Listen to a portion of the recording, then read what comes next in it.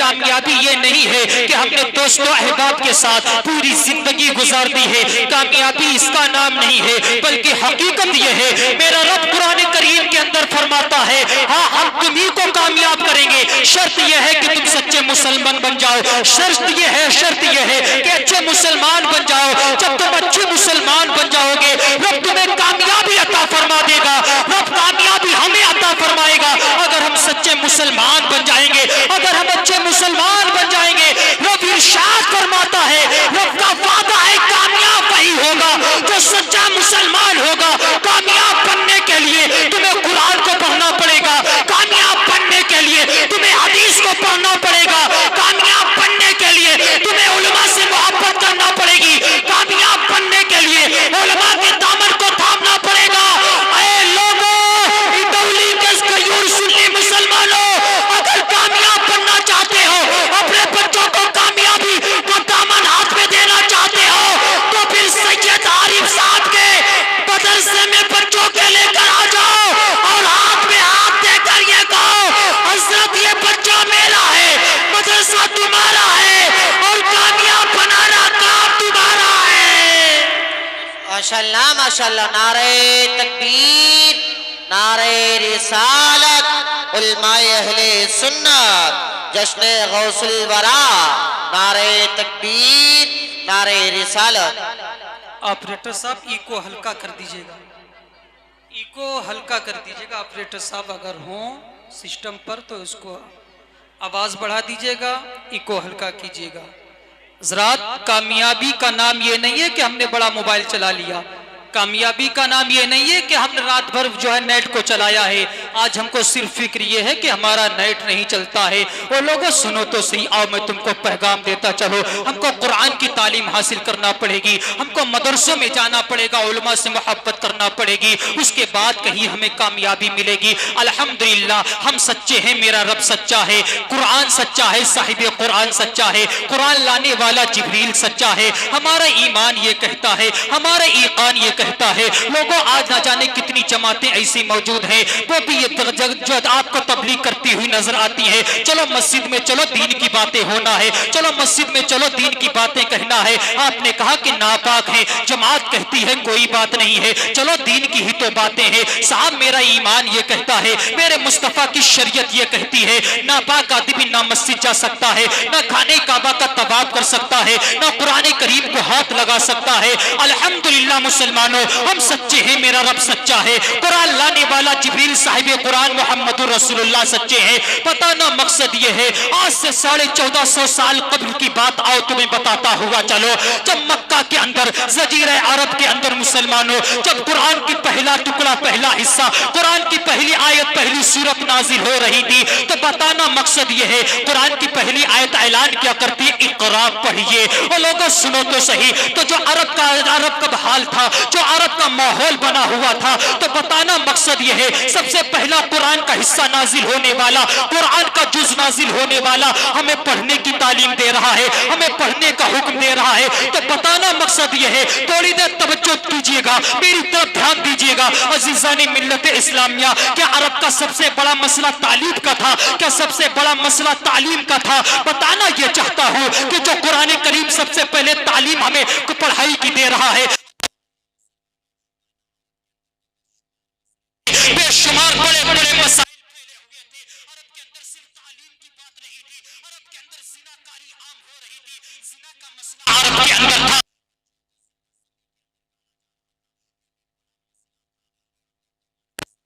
رہا تھا، یہ بھی بڑا مسئلہ تھا، گاری جو ہے جنگ و قتال کی جو ہے اکھاڑے کھلے ہوئے تھے، یہ بھی تو ایک بڑا مسئلہ تھا۔ خانہ کعبہ کے اندر 300 سال باطلانے معبودانے باطلہ رکھے ہوئے تھے، یہ تو سب سے بڑا مسئلہ تھا۔ حقیقت تو یہ ہے مسلمانوں، جہاں شراب کو پیا جا رہا تھا، یہ بہت بڑا مسئلہ تھا۔ توجہ چاہوں گا مسلمانوں، قرآن کریم اعلان کر رہا ہے، اقرا سب سے پہلے قرآن کی نازل ہونے والی آیت کریمہ ہمیں پڑھنے کی تعلیم دے رہی ہے، ہمیں پڑھنے کا اعلان کر رہی ہے۔ حقیقت حال یہ ہے مسلمانوں، اللہ گویا ارشاد فرمانا چاہتا ہے، اگر تم کامیابی چاہتے ہو تو تمہیں پڑھنا پڑے گا، اگر کامیابی چاہتے ہو تو تمہیں تعلیم تعلیم حاصل کرنا پڑے گا.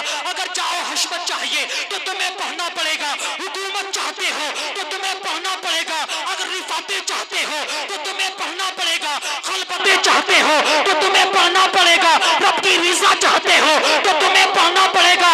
خشیت ربی چاہتے ہو تو تمہیں پڑھنا پڑے گا. تیرے مصطفیٰ نے فرمایا العلم نور، العلم قوہ، علم نور ہے، علم قوت ہے.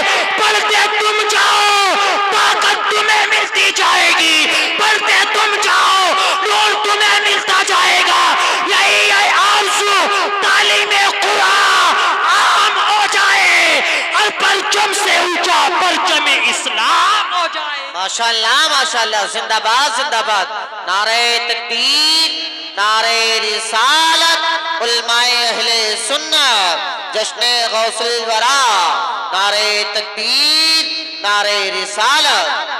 ہر پرچم سے اونچا پرچم اسلام ہو جائے. عزیزان ملت اسلامیہ اتنا ہی نہیں ہے، اور میں آپ کو بتاتا چلوں. حقیقت تو یہ ہے، بتانا یہ چاہتا ہوں عزیزان اسلام، اگر ہمارے آپ کے شہر میں، اگر آپ کے جو ہے ضلع میں کوئی S D M D M آ جائے حکومت کی طرف سے، تو سب سے پہلے وہ شہر کے بڑے بڑے مسائل حل کیا کرتا ہے، بڑے بڑی باتوں کو دور کیا کرتا ہے، بڑے بڑے فساد و فساد کو دور کیا کرتا ہے. اس کے بعد چھوٹے چھوٹے خود دور ہو جاتے ہیں. بتانا مقصد یہ ہے، قرآن کی تعلیم ہمیں یہ آیات جو ہے، قرآن کی آیت کریمہ ہمیں بتا رہی ہے کہ اگر ہم نے جو ہے تعلیم حاصل کر لی، اگر ہمارے پاس علم ہوگا، اگر ہمارے سینے میں قرآن کی تعلیم ہوگی، اگر ہمارے سینے کے اندر حدیث پاک کی تعلیم ہوگی، تو ہم ہر فتنے کو دور کر سکتے ہیں، ہم فساد کو دور کر سکتے ہیں، ہمارے جرم کو دور کر سکتے ہیں. مطلب یہ ہے کہ اگر ہم نے قرآن کو سیکھ لیا ہے، اگر ہم نے حدیث مصطفیٰ کو پڑھ لیا ہے، تو زنا کے دروازے کو بند کیا جا سکتا ہے،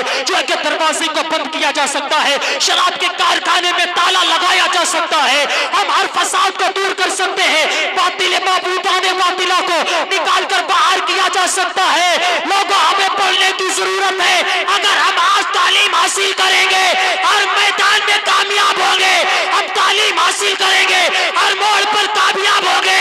تمہارا بچہ عالم دین حافظ قرآن ہوگا، ہر میدان میں کامیاب ہوگا، اور پھر یہ کہے گا اے قول محمد، قول خدا، پیمان نہ بدلا جائے گا، بدلے گا زمانہ لات مگر قرآن نہ بدلا جائے گا. ماشاءاللہ ماشاءاللہ، زندہ باد زندہ باد. پڑھنا پڑے گا بچوں کو حافظ قرآن، عالم دین بنانا پڑے گا. جب تمہارے بچے حافظ قرآن یا عالم دین ہوں گے تو اس کے بعد ہر فتنے کو دور کیا جا سکتا ہے، ہر فساد کو ختم کیا جا سکتا ہے، سماج سے ہر برائی کو نکالا جا سکتا ہے. کوئی بھی یہ کہہ سکتا ہے، علامہ فرقان یہ کہہ سکتے ہیں، مولانا انس کیا کہتے ہو، آپ تو یہ کہتے ہو کہ تعلیم سے ہر فساد کو دور کیا جا سکتا ہے، ہر فساد کو ختم کیا جا سکتا ہے، ہر برائی سے نکالا جا سکتا ہے. تو مجھے یہ بتاؤ کہ برما پر جو ہے بمباری کرنے والے کوئی جاہل نہیں تھے، پڑھے لکھے لوگ تھے. پھر کیسے یہ مان لیا جائے کہ جو ہے تعلیم سے ہر بیماری کو، ہر فساد کو، ہر برائی کو ختم کیا جا سکتا ہے. افغانستان کو برباد کرنے والے کوئی جاہل نہیں تھے، بلکہ پڑھے لکھے لوگوں نے بمباری کی تھی، اس کے بعد برباد کیا گیا تھا. عراق کو برباد کرنے والے کوئی جاہل نہیں تھے، بلکہ پڑھے لکھے لوگوں نے برباد کیا تھا. تو میں یہ کہوں گا، آؤ آؤ حضرت عائشہ کی بارگاہ میں چلتے ہیں اور پوچھتے ہیں، اے ام المومنین، اے عائشہ صدیقہ، ذرا یہ تو بتاؤ، جب قرآن نازل ہو رہا تھا تو قرآن کے نزول کی کیفیت کیا تھی، حالت کیا تھی؟ حضرت عائشہ کہتی ہے، جبریل جب آئے تھے قرآن کی آیت کریمہ لے کر، جبریل نے کہا تھا اقرا پڑھیے، اقرا پڑھیے. بیان کرتی ہے جبریل نے 2 مرتبہ کہا تھا، مگر میرے نبی نے نہ پڑھا تھا. جب جبریل نے کہا تھا اقرا بسم ربک الذی خلق، اے محبوب خدا، پڑھیے اس رب کے نام سے جس نے آپ کو پیدا فرمایا ہے. اب میرے مصطفیٰ نے پڑھا ہے، اب میرے مصطفیٰ پڑھنا شروع کرتے ہیں.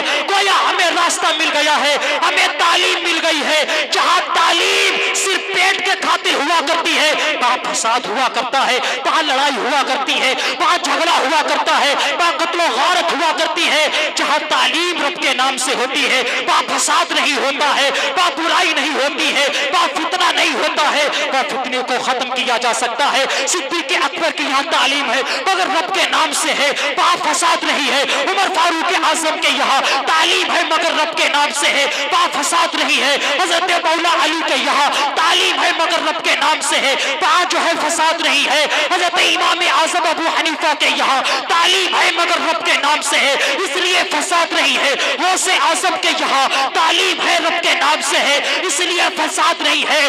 حضرت غریب نواز کے یہاں تعلیم ہے مگر رب کے نام سے ہے، اس لیے فساد نہیں ہے۔ حضرت مخدوم سمرہ کے یہاں تعلیم ہے رب کے نام سے ہے، اس لیے فساد نہیں ہے۔ آپ سے ملت کے یہاں، پرانے ملت کے یہاں، حضور صدر الشریعہ کے یہاں، اعلیٰ حضرت کے یہاں، حضور تاج الشریعہ کے یہاں تعلیم ہے رب کے نام سے، اس لیے فساد نہیں ہے۔ اپنے بچوں کو آپ سے قرآن بناؤ، عالم دین بناؤ، فساد نہیں ہوگا، فساد کو ختم کیا جا سکتا ہے۔ ماشاءاللہ ماشاءاللہ۔